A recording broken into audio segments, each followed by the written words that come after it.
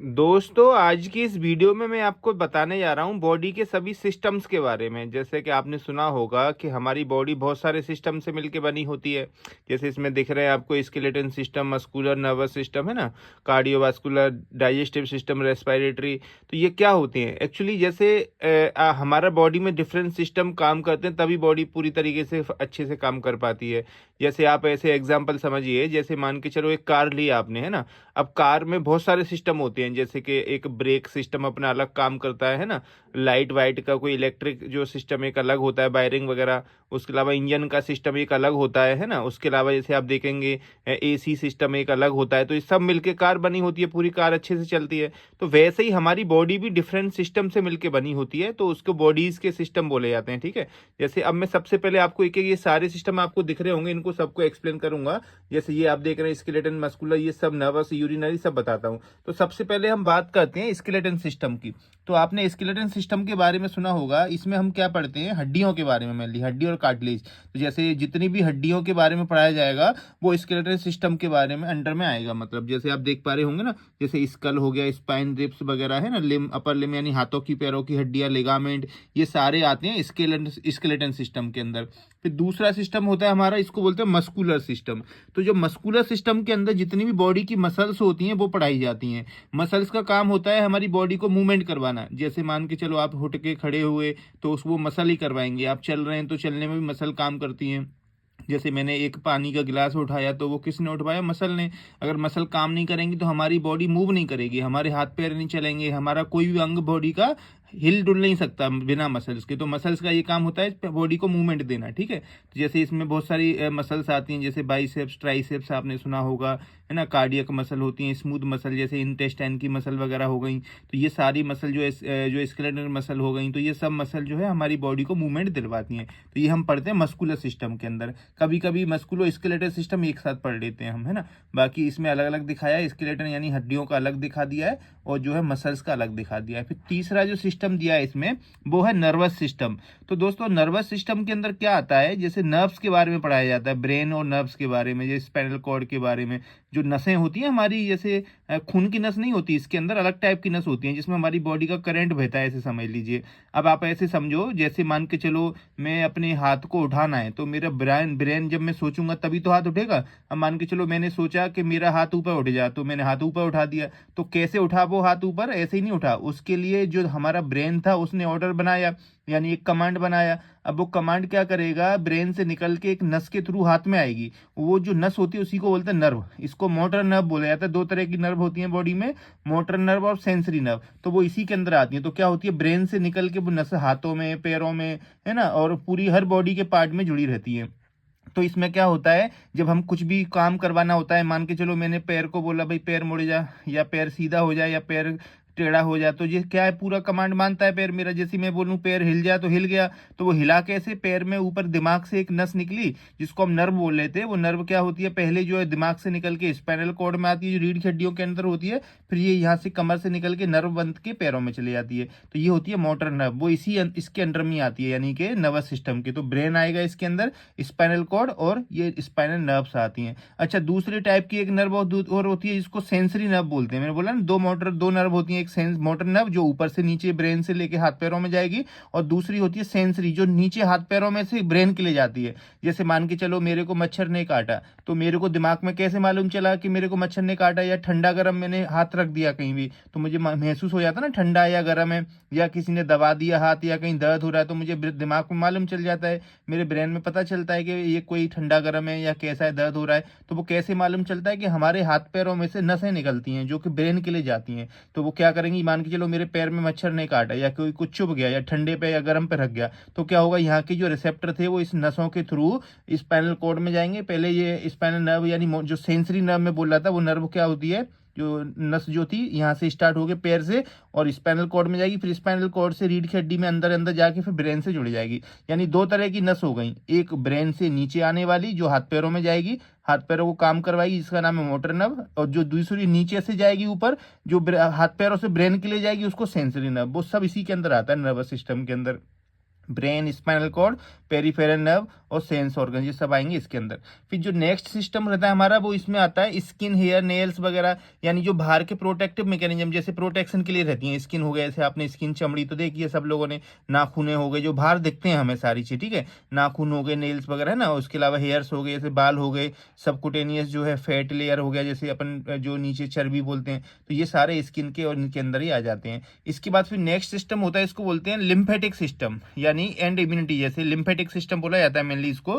तो lymphatic system में क्या होता है दोस्तों कि जो हमारी बॉडी होती है ना उसमें हर जगह एक खून की नस होती है, एक करंट वाली नस जो मैंने अभी नर्वस सिस्टम में बताई थी, और तीसरी होती है लिम्फेटिक चैनल जिनको नस बोलते हैं, यानी कि जिसमें लिम्फ बहता है। लिम्फ क्या होता है, एक तरह का सफेद कलर का या बोल सकते हैं कि लिक्विड होता है, वो भी हर जगह बॉडी में आता है। यानी मान के चलो मेरे हाथ में खून आया, अब उस खून आएगा और खून लौट के चला जाएगा ऑक्सीजन देने के बाद में कार्बन डाइऑक्साइड लेके, लेकिन जब ये खून लौट के जाता है ना तो इसमें से 10% खून हमारा लिम्फ बन जाता है, एक दूसरे तरह का तरल पदार्थ बनता है एक खून की तरह, पर वो रेड नहीं होता है, वो सफेद व्हाइट कलर जैसे ब्लड जैसा, सॉरी वाटर जैसा ट्रांसपेरेंट जैसा एक रहता है, ठीक है। तो वो लिक्विड को हम बोलते हैं लिम्फ। अब वो लिम्फ क्या करता है, लिम्फ नोड में पहुंचता है, जैसे हाथों में से भी जाएगा, पैरों से भी जाएगा, तो वो क्या करेगा, लिम्फ नोड में जाता है। यानी कि हमारे हाथ पैरों में खून आया, उसमें से 90% 90% खून लौट के चला गया ब्लड वेसल्स के अंदर, वेन के अंदर, बाकी 10% जो ब्लड में से बना उसको लिम्फ बोल लेते, वो लिम्फ पहुंचता है हमारी गठानों के अंदर जिनको लिम्फ नोड बोलते हैं। ये फिल्टर करता है हमारा, जैसे आपने देखा है हमारे जैसे हाथों के लिम्फ नोड होते हैं एक्जिला के अंदर, अंडर आर्म के अंदर, जैसे देखा होगा आपने, पैरों के लिम्फ नोड होते हैं जैसे इंग्वाइनल एरिया में जहाँ पेट और हमारी थाई जुड़ी रहती है ना। तो ये क्या होता है, जब भी कोई इन्फेक्शन होता है तो वो क्या करते हैं, लिम्फ नोड सूज जाते हैं। मान के चलो कोई बैक्टीरिया आ गया हमारे हाथ में या पैर में, कोई चोट लग गई, उसके अंदर बैक्टीरिया आ गया, तो वो क्या करेगा, वो लिम्फ के अंदर होके सीधा इस गठान के अंदर पहुंचेगा। और अगर हाथ में हुआ है तो हाथ का इधर एक्जिला के अंदर जाएगा। तो आपने देखा है बचपन में जैसे लोगों को चोट वोट लगती, फोड़ा फुंसी होती, तो गठाने सूज जाती है, इनको गिल्टी बोलते हैं कई लोग गठाने बोलते हैं ना, छोटी सी गठान सूज जाती है अंडर आर्म के अंदर, तो उसी को जो गठान होती है लिम्फ नोड बोलते हैं। उसके अंदर हमारे WBC लिम्फोसाइट रखे रहते हैं, तो वो क्या करते हैं, इन लिम्फ नोड के अंदर जो है लिम्फोसाइट थे और इधर से बैक्टीरिया आया तो उसको किल कर देते हैं, यानी फिल्टर करते हैं ब्लड को, बैक्टीरिया वायरस को ऊपर नहीं आने देते, हाथ पैरों में लिम्फ नोड की लेवल पे पकड़ लिया जाता है, ठीक है। तो ये सब आता है लिम्फेटिक सिस्टम में। अब जब कोई भी बैक्टीरिया वायरस से हमारी बॉडी लड़ती है, इसी को इम्यूनिटी बोलते हैं, है ना। जैसे आपने देखा होगा ना, जैसे कोरोना के टाइम में इम्यूनिटी जिसकी अच्छी है वो अच्छे से स्वस्थ हो रहे थे, जिनकी इम्यूनिटी खराब थी वो ज्यादा बीमार हो रहे थे। तो इम्यूनिटी मतलब रोगों से रोगों से लड़ने की क्षमता कितनी है हमारी बॉडी की, तो वो इसी इम्यूनिटी के सिस्टम के अंदर आता है, वो है ना, लिम्फेटिक सिस्टम के अंदर, क्योंकि लिम्फ के अंदर इम्यूनिटी होती है। और भी चीजें होती है वो अभी शॉर्ट में बताया मैंने। तो ये हो गया लिम्फेटिक सिस्टम। अब इसके बाद हम चलते हैं दूसरे सिस्टम में जिसको बोलते हैं एंडोक्राइन सिस्टम। तो एंडोक्राइन सिस्टम अपना अलग ही काम करता है। इसके अंदर जितनी भी हमारी बॉडी की ग्लैंड्स होती हैं वो आती हैं, जैसे कि इनके अंदर हार्मोन जो बनते हैं वो इसी के अंदर आते हैं। जैसे कई सारी ग्लैंड होती हैं बॉडी में, आपको देखा होगा, इनके ऊपर मैं अलग से वीडियो बना दूंगा अगर आपको चाहिए तो। जैसे पिट्यूटरी ग्लैंड हो गई, है ना, हाइपोथैलेमस, थायराइड ग्लैंड तो सब लोगों ने सुना होगा, जैसे बोलते हैं थायराइड हार्मोन जो है कम ज्यादा हो गई, सुना होगा हाइपोथायरॉयडिज्म या हाइपरथायरॉयडिज्म, तो वो इसी एंडोक्राइन सिस्टम के अंदर पढ़ाया जाता है या आता है ना। इसके अंदर जैसे और भी जैसे पेनक्रियाज, इंटेस्टाइन के अंदर, या एड्रिनल ग्लैंड वगैरह, ओवरीज वगैरह, टेस्टिस वगैरह, वो सब इसी एंडोक्राइन ग्लैंड के अंदर आते हैं। जो भी हार्मोन मतलब सिस्टम है हार्मोन्स का, वो एंडोक्राइन सिस्टम के अंदर पढ़ाया जाता है, ठीक है। अब इसके काम क्या होते हैं ये डिटेल में आपको मैं दूसरी वीडियो में बता दूंगा, अभी मैं सिस्टम समझाता हूँ और कौन से होते हैं। अब इसके बाद फिर जो नेक्स्ट सिस्टम होता है वो होता है कार्डियोवास्कुलर सिस्टम। ये बहुत इंपॉर्टेंट सिस्टम, जैसे आपने सुना होगा, कार्डियो मीन्स बोलते हैं हार्ट को यानी हृदय को, और वेस्कुलर मतलब ब्लड वेसल यानी खून की जो नसें होती हैं। तो खून की नस और दिल जो है हमारा हार्ट, हमारा हृदय, वो इस सिस्टम के अंदर आता है कार्डियोवास्कुलर के अंदर। जैसे इसमें हार्ट हो गया, ब्लड हो गया, मेजर ब्लड वेसल जैसे आर्टरी और वेन सुना होगा आपने। आर्टरी होती है जिसके अंदर रेड कलर की खून की नस जिसमें ब्लड ऑक्सीजन वाला ब्लड आता है। फिर जो लौट के जाता है वो होता है वेन, उनको वेन बोलते हैं, इसके अंदर कार्बन डाइऑक्साइड वाला ब्लड लौट के हार्ट के अंदर आता है, राइट। इसके अलावा जैसे माइक्रोस्कोपिक जो वेसल, छोटी छोटी कैपिलरीज जो बोलते हैं, तो ये सारा का सारा हृदय और खून की जो नसें, क्योंकि हृदय का काम क्या है, हार्ट का काम क्या है, ब्लड को पंप करना। तो अब ब्लड जाएगा किसमें, किसके थ्रू, ब्लड जाएगा हमारा खून की नसों के थ्रू। तो जो खून की नस, आर्टरी, वेन और जो हृदय, ये सारा का सारा सिस्टम हम बोलते हैं कार्डियोवास्कुलर सिस्टम। अब इसके बाद में फिर नेक्स्ट सिस्टम आता है हमारा रेस्पिरेटरी सिस्टम, है ना। अब रेस्पिरेटरी मतलब रेस्पिरेशन मतलब सांस लेना यानी सांस छोड़ना यानी ब्रीदिंग जिसको बोलते हैं, यानी श्वास वाला सिस्टम, उसको रेस्पिरेटरी सिस्टम बोला जाता है। इसके अंदर जैसे हम जो सांस का जो सबसे पहले जैसे नेजल कैविटी हो गई, जैसे सांस कहाँ से लेते हैं हम, नाक के थ्रू लेते हैं, तो इस सिस्टम के अंदर नेजल कैविटी हो गया। इसके बाद में फिर फेरेंक्स आ जाएगा, है ना, लेरेंक्स आ जाएगा। इसके बाद में फिर जैसे जो है अपना ट्रेकी आती है जिसको विंड पाइप बोलते हैं, सांस की नली बोला जाता है, ये यहाँ से आती है। उसके बाद में फिर हमारे फेफड़े आ जाते हैं दोनों, है ना। हमारे फेफड़ों में फिर अंदर जाके आप देखेंगे जैसे ब्रोंकियल ट्री, ब्रोंकस वगैरह, ब्रोंक्यूल वगैरह बनते हैं। तो ये सारा जो है रेस्पिरेटरी सिस्टम के अंडर आता है, यानी सांस लेने का जो सिस्टम है वो रेस्पिरेटरी सिस्टम होता है ना। इसमें जैसे हम सांस लेते हैं तो हमारे ब्लड में से ऑक्सीजन मतलब अंदर आ जाता है ब्लड में, और कार्बन डाइऑक्साइड बाहर आ जाता है। तो ये गैसेस एक्सचेंज होता है लंग्स के अंदर, वो रेस्पिरेटरी सिस्टम के अंदर पढ़ाया जाता है। अब इसके बाद नेक्स्ट जो सिस्टम होता है वो होता है डाइजेस्टिव सिस्टम। तो दोस्तों डाइजेस्टिव सिस्टम के अंदर क्या होता है, जो हमारा डाइजेशन होता है वो इस सिस्टम के अंदर आता है। ये अपना अलग ही एक सिस्टम होता है। जैसे आपने सुना होगा ना, जो हमने खाना खाया पिया वो कैसे पचेगा, वो इसी सिस्टम के अंदर पचेगा। तो इसके अंदर जैसे हम खाना खाते हैं ओरल कैविटी से, मुंह से खाना खाते हैं, उसके बाद में फिर वो गले में जाता है फेरेंक्स में, उसके बाद में फिर ईसोफेगस में आता है ना। ईसोफेगस से फिर स्टमक में आमाशय जिसको बोलते हैं, फिर छोटी आंत में आ जाएगा, बड़ी आंत में जाएगा, इसको स्मॉल इंटेस्टाइन लार्ज इंटेस्टाइन बोलते हैं ना। उसके बाद में रेक्टम तक जाएगा। साथ में इसमें लिवर भी होता है, लिवर भी बाइल जूस वगैरह बनाता है ना। पेनक्रियाज भी अपना पेनक्रियाटिक जूस बनाता है जो खाने को पचाने में हेल्प करते हैं दोनों। तो ये सारा सिस्टम हम पढ़ते हैं डाइजेस्टिव सिस्टम के बारे में। ओके, अब इसके बाद फिर जो नेक्स्ट सिस्टम होता है दोस्तों वो होता है यूरिनरी सिस्टम। अब देखो यूरिनरी सिस्टम आपने सुना होगा, यूरिन के बारे में रहता है ना। तो इसके अंदर क्या होता है कि हमारा जो ब्लड है फिल्टर होता है, यानी कि ब्लड में से जो किडनी आता है मेनली इसके अंदर, तो ब्लड जो जाएगा किडनी के अंदर जिनको गुर्दे बोलते हैं। अब किडनी क्या करेगी, उस ब्लड में से जो विषैले पदार्थ या खराब जो वेस्ट मटेरियल होता है उसको छांट के एक साइड में कर देता है, जिसको हम बोलते हैं लिक्विड के फॉर्म में बनाता है, जिसको हम बोलते हैं यूरिन।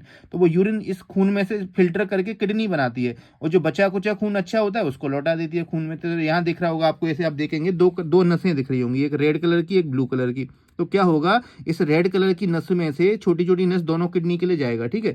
अब क्या होता है, इसमें से जो नस है रेड कलर की, जो खून जो था ऑक्सीजन वाला, जो सॉरी रेड कलर की खून की जो नस थी, इसको रीनल आर्टरी बोलते हैं, किडनी के अंदर आएगी। अब किडनी क्या करेगी, उसमें से जो विषैले या सॉरी जो बोलते हैं ना वेस्ट मटेरियल जो बोल लेते हैं अपन, उसको निकाल के और वो यूरिन बना देगी। बाकी बचा कुचा ये ब्लू कलर की वेन में छोड़ देगी, इसको रीनल वेन बोलते हैं, और इन्फे वेना का में आ जाएगा, ठीक है।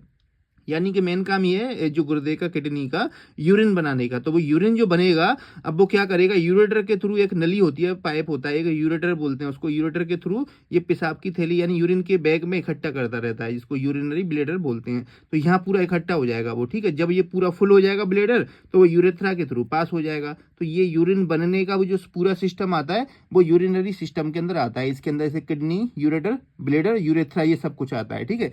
इसके बाद में हम बात करते हैं दोस्तों रिप्रोडक्टिव सिस्टम के बारे में। तो रिप्रोडक्टिव सिस्टम जैसे बॉडी का बहुत इंपॉर्टेंट सिस्टम होता है। अब इसमें हम जो है बात रहता है, यानी इस सिस्टम के अंदर यानी पूरे जेनेटल पार्ट्स आते हैं, यानी जेनेटल ऑर्गन्स आते हैं। जैसे जो भी आगे संतान पैदा होने की प्रोसेसिंग होती है वो इसी में होती है ना। यानी वो पूरा रिप्रोडक्टिव सिस्टम के बारे में अंडर आता है। जैसे आपने सुना होगा मेल गैमेट्स वगैरह, फीमेल गैमेट जिसको ओवम या स्पर्म बोलते हैं, है ना। तो ये सारे अंडाणु वगैरह रिप्रोडक्टिव सिस्टम में पढ़ाए जाते हैं, जिसमें जैसे ओवरी, फैलोपियन ट्यूब, यूट्रस, बच्चादानी जिसको बोलते हैं ना, जेनेटल पार्ट्स हो गए, और ब्रेस्ट हो गया, टेस्टिस, स्पर्मेटिक कॉर्ड, ये सारा जो है प्रोस्टेट वगैरह वो इसी सिस्टम के अंदर आता है। तो ये जो है बॉडी के सारे सिस्टम तो जो मैंने अभी समझाए आपको। अगर इसमें से आपको किसी में कोई प्रॉब्लम है या कोई क्वेश्चन है, आप मेरे से कुछ पूछना चाहते हैं, तो मुझे कमेंट करें। अगर किसी एक पर्टिकुलर सिस्टम के ऊपर फुल वीडियो चाहते हैं तब भी मुझे कमेंट करें, और अगर वीडियो अच्छी लगी है तो लाइक करें, और भाई अगर कोई प्रॉब्लम है तो कमेंट जरूर करें, है ना। हो सकता है मैं आपसे बात करूं या आपका रिप्लाई दूं या आपको समझाऊं उसके बारे में। तो वीडियो अच्छी लगी है तो लाइक करें, और ऐसी और वीडियो देखने के लिए चैनल को सब्सक्राइब जरूर करें। अब देखो, आपके सब्सक्राइब करने में पैसे तो लगने नहीं है, फ्री में ही करना है। तो मुझे थोड़ा सा आप सब्सक्राइब करेंगे तो थोड़ा मोटिवेशन मिलेगा, तो मैं अपने बिजी शेड्यूल में से टाइम निकाल के आपके लिए और ऐसी ज्ञानवर्धक और नॉलेजेबल वीडियो बनाऊंगा, है ना। तो मुझे थोड़ा मोटिवेशन मिलेगा, तो आप सब्सक्राइब जरूर करें। तो मैं डॉक्टर वकील खान मिलता हूँ किसी ऐसी किसी नेक्स्ट वीडियो में। Thank you.